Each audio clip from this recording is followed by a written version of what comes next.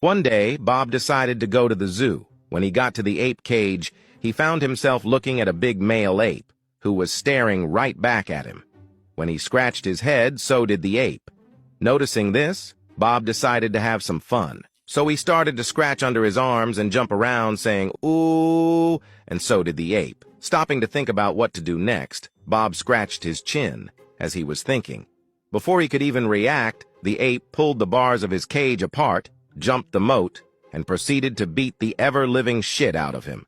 A few weeks later, Bob comes to in a hospital room, in full traction. When they realized that he was awake, the staff brought a man into his room and left the two of them alone. "Mr. Smith, my name is Albert.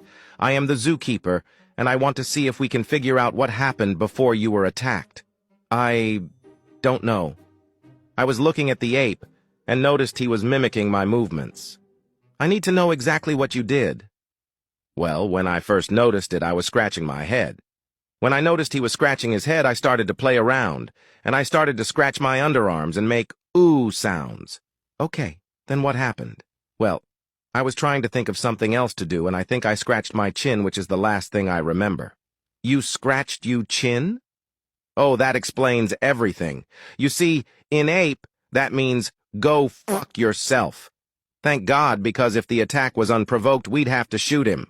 So the zookeeper left Bob to sit in traction for another 6 months, and if you've ever been in a cast, you can only imagine the misery of 6 months of not being able to move, poop or pee, or even get to that one itch without someone else's help.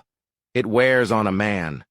So Bob spent all that time coming up with a plan to get his revenge on that damned ape.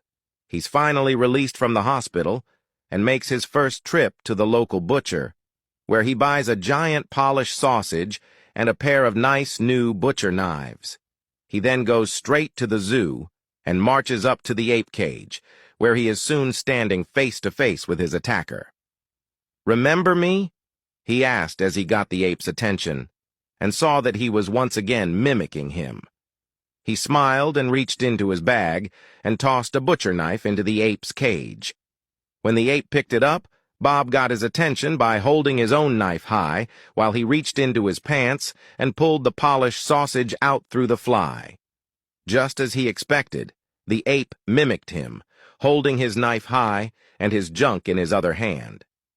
Seeing this, Bob sliced down with his big butcher knife, cleanly cutting the polished sausage in half.